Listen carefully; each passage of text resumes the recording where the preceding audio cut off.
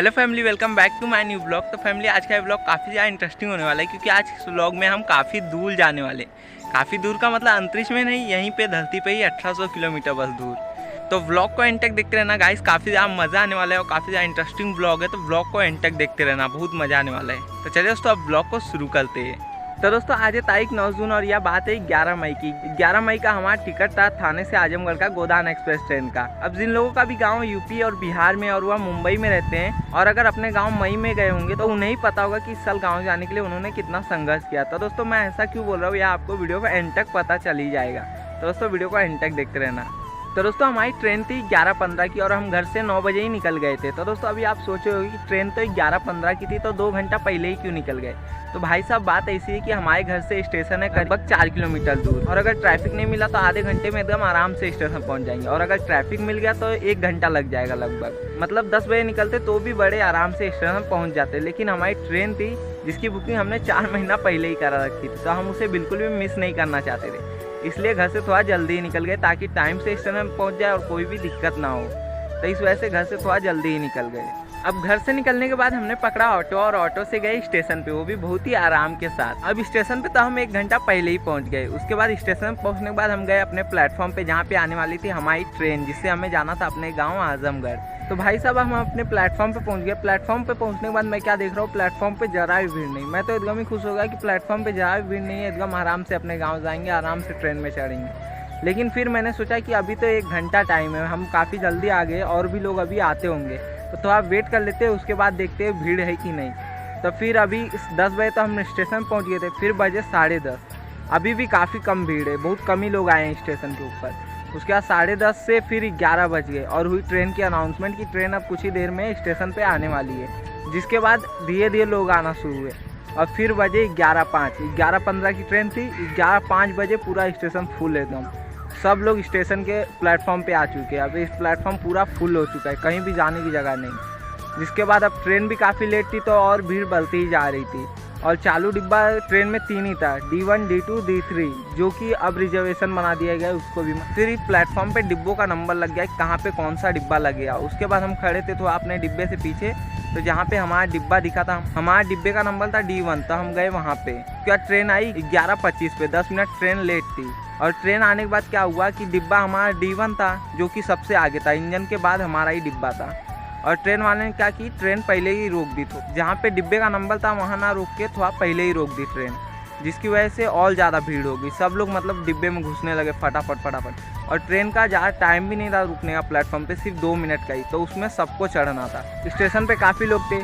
अभी ट्रेन आई तो उसके बाद क्या देख रहे हैं, ट्रेन भी पूरी भरी हुई आ रही है। मतलब train Lokmanya Tilak terminus station से बन के चलती है। अभी ट्रेन पहले से ही वहाँ से फुल आई, तो मतलब ट्रेन में चढ़ने का तो कोई चांस ही नहीं था। फिर भी लोग ट्राई करने चढ़ने की, कुछ लोग चढ़ गए, कुछ लोग नहीं चढ़ पाए। फिर ट्रेन चालू हो गई। उसके बाद फिर जब ट्रेन स्टेशन में तो काफ़ी लोग थे, जिसकी वजह से ट्रेन को वापस रोकना पड़ा।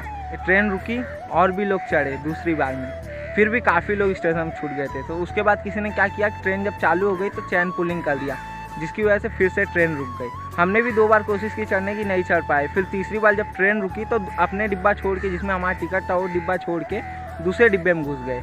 उसके बाद दूसरे डिब्बे में घुसे, चढ़ तो गए। उसके बाद फिर हम जब चढ़ गए ट्रेन चालू हो गई। उसके बाद हम क्या बाहर देख रहे, फिर भी काफ़ी लोग अभी मतलब स्टेशन में छूट गए, जिसमें से काफ़ी लोगों का टिकट था, कुछ लोगों का टिकट नहीं था। मतलब ये लोग तो बाहर ही रह गए जो भी स्टेशन पे आए थे, मतलब ट्रेन में नहीं चढ़ पाए। उसके बाद ट्रेन चल पड़ी। हमारा डिब्बा था D1, जो कि इंजन से एकदम बगल में था और हम घुसे थे S12 की S11 में, मतलब स्लीपर क्लास में। उसके बाद फिर हमने क्या सोचा, जहाँ पे ट्रेन ज़्यादा टाइम रुकेगी वहाँ से चेंज कर लेंगे डिब्बा।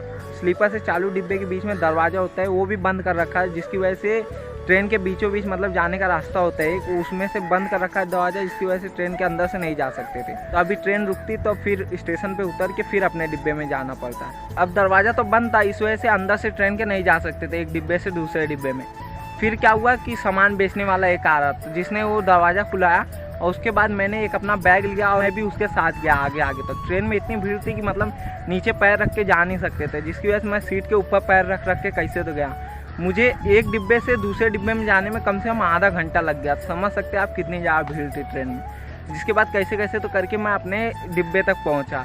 उसके बाद वहाँ पे भी लोग बैठे हुए थे हमारी सीट पे, जिसके बाद मैंने जाके वहाँ पे बोला कि अभी मेरी फैमिली आने वाली है, तो आप फैमिली आ जाएगी तो आप लोग सीट पे से उतर जाना। तो उन लोगों ने बोला ठीक है। फिर 2-3 स्टेशन बाद एक स्टॉप आया जहाँ पे ट्रेन 5 मिनट रुकी, जिसके बाद मैं अपने क्या फटाक से डिब्बे में चढ़ाया, जिसके बाद हम लोग अपनी सीट पे बैठे। और ट्रेन में इतनी भीड़ की पैर रखने की जगह नहीं थी, मतलब यहाँ वहाँ अगर आप बैठ गए एक जगह पे तो आप भूल ही जाओ कि आप अपना पैर कहीं घुमा सकते हो, ऐसी हालत थी ट्रेन के अंदर। मतलब ट्रेन में इतनी भीड़ थी कि अगर आप ट्रेन में सरसों छीट दे तो उसका एक भी दाना नीचे नहीं गिरेगा। ट्रेन में तो कोई उतर नहीं रहे, लेकिन चढ़ने वालों की संख्या बहुत ज़्यादा है। हर स्टेशन में काफ़ी ज़्यादा भीड़ थी और फिर ट्रेन में लोग चलते ही जा रहे थे, ट्रेन से उतरने का कोई नाम नहीं ले रहा। जबलपुर तक ट्रेन में से एक भी आदमी नहीं उतरा, बल्कि और ज़्यादा चढ़ते ही जा रहे थे। इतनी भीड़ थी ट्रेन में, फिर भी लोग नहीं देख रहे थे कि ट्रेन में भीड़ है, हम लोग कहाँ जाएंगे, फिर भी लोग ट्रेन के अंदर चढ़ रहे थे। फिर आया अगला दिन जब हमें उतरना था अपने आजमगढ़ स्टेशन में, जहाँ पे ट्रेन पहुँचने वाली थी 3:30 बजे, लेकिन ट्रेन 1 घंटा लेट थी, इसकी वजह से 4:30 बजे पहुँचने वाली थी आजमगढ़। आजमगढ़ से पहले एक स्टेशन पड़ता है सराय मील, जो कि आजमगढ़ से 26 किलोमीटर पहले पड़ता है। तो सराय मील में काफ़ी लोग उतरे, जिसके बाद हमें थोड़ा सा राहत मिली, मतलब ट्रेन में थोड़ी सी जगह मिली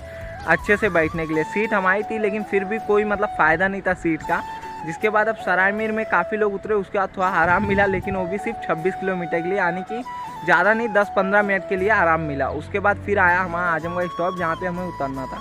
तो उसके बाद हम अपना सामान लेके गए गेट के ऊपर, ट्रेन रुकी आजमगढ़ में, उसके बाद अपना सामान उतारा। आजमगढ़ में ट्रेन 5 मिनट रुकी, जिससे आराम से अपना सामान उतार लिया। गोनान एक्सप्रेस ट्रेन थी, जिससे ज़्यादा टाइम नहीं लगता है गाँव पहुँचने में, मतलब जल्दी पहुँच जाती है बाकी ट्रेनों से। बाकी ट्रेनों में 3 दिन लगता है, तो इसमें 2 ही दिन में पहुँच जाते हैं, समझ लो गाइस। ट्रेन फास्ट थी तो इससे ज़्यादा दिक्कत नहीं हुई। अगर वहीं कहीं दूसरी ट्रेन होती जिससे 3 दिन में पहुँचने वाले होते तो एकदम हालत ख़राब हो जाती। आजमगढ़ स्टेशन पर उतरने के बाद हम गए स्टेशन से बाहर, वहाँ से किया ऑटो और ऑटो से गए अपने गाँव। तो इस तरह से हम अपने गाँव पहुँचे, काफ़ी ज़्यादा संघर्ष करके।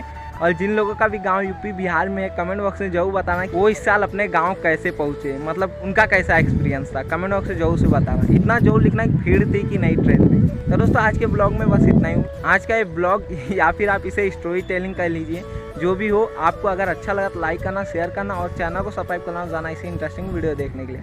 मैं मिलता हूँ आपसे अगली वीडियो में, तब तक के लिए जय हिंद, वंदे मातरम दोस्तों।